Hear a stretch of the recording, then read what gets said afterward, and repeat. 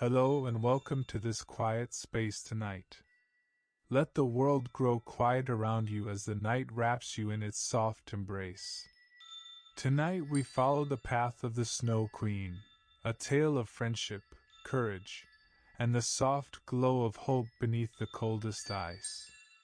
Close your eyes, relax, and let the magic of the winter world guide you softly toward dreams. Long ago, in a quiet little town where roses climbed the window sills and children played under warm sunlight, lived two best friends, Gerda and Kai. They were not brother and sister, but they loved each other as if they were. They shared a tiny garden between their houses where roses bloomed even in winter, and every afternoon they sat together, reading and laughing. One winter evening, Kai pressed his face against the frosted window and whispered, "Gerda, look! The snowflakes, don't they look like little bees?" Gerda nodded. "Maybe they come from the Snow Queen's palace." Kai laughed, scared and fascinated. "My grandmother says she is real, the Snow Queen. She flies through the world with the winter wind." Gerda giggled. "If she came here, I'd warm you with my hands so she couldn't freeze you."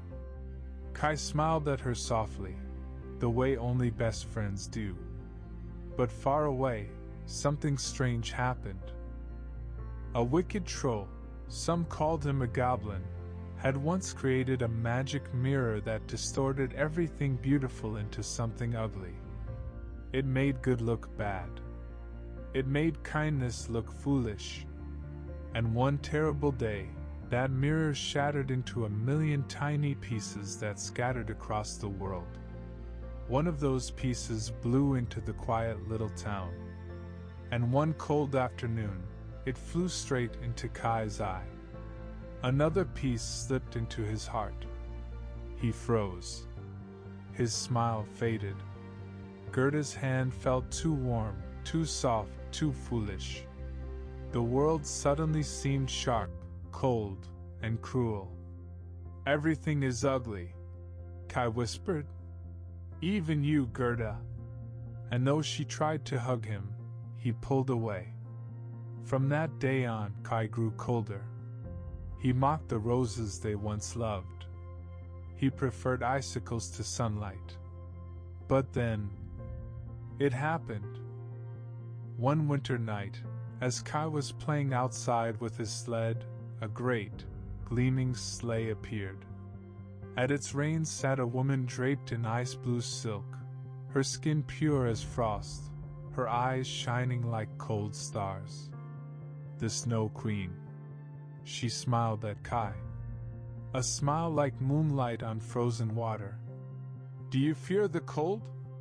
she asked. Kai shook his head.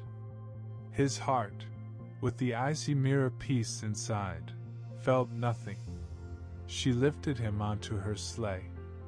The wind roared. The town vanished. And Kai disappeared into the snowy sky, forgetting everything. Even Gerda. When Kai did not come home, the whole town searched. Rivers, rooftops, streets, everywhere.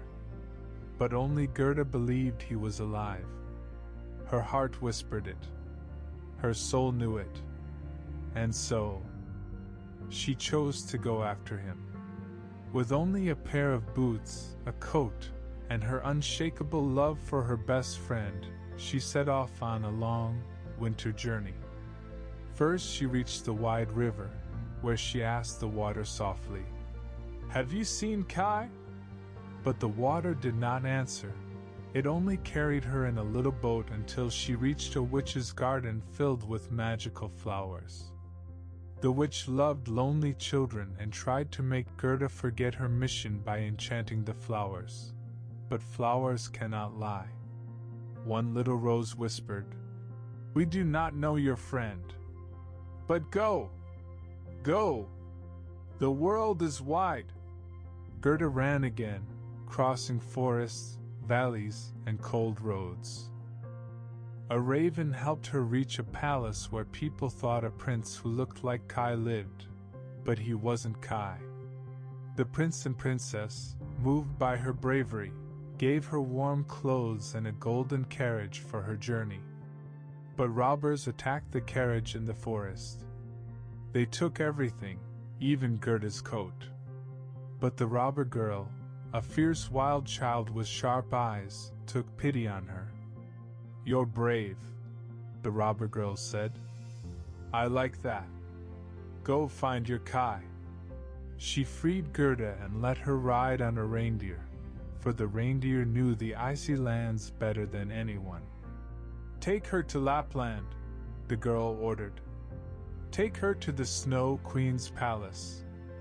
And so they went north, far north, into the white world where the sky danced with blue and green flames, the northern lights. The reindeer carried Gerda through storms until she reached a wise woman who lived near the North Pole. The woman told her, "Your friend is indeed with the Snow Queen, but only one thing can rescue him, not power, not strength.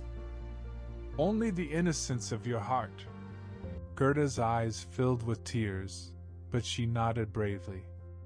The reindeer carried her until they reached the Snow Queen's palace, a vast, endless hall of ice.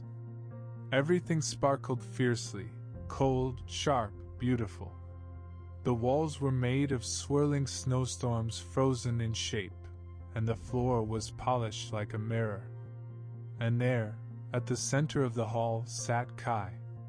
Still, frozen, his skin pale, his eyes empty. He was arranging sharp pieces of ice into patterns, trying to form a frozen puzzle the Snow Queen had given him, a puzzle no one could solve, promising freedom only if he did. Gerda called his name, but he did not hear. She ran to him, shaking, falling to her knees. "Kai! Kai, it's me. It's Gerda." "You're Gerda." No answer. He stared through her, like glass. Her tears fell, warm tears of love, memory, childhood, friendship, and when they touched his chest, something miraculous happened. The ice around Kai's heart cracked, melted, and the mirror shard that had poisoned him slid out, glittering on the ice. Gerda threw her arms around him, sobbing. Her warm tears washed the cold from his face. Her love warmed his frozen hands. And then he blinked. "Gerda?" he whispered. "Where have I been? Why does everything feel like a dream?" She laughed, crying at the same time. "You're back! You're back!" Kai looked at the vast ice hall and shivered. The Snow Queen was far away, ruling her icy winds, but her spell was broken. Together, hand in hand, Gerda and Kai fled into the snowy world. The reindeer found them. The wise woman blessed them. The robber girl laughed when she heard the news. The prince and princess welcomed them home for a feast. And when the two children finally reached their little town, winter melted into spring.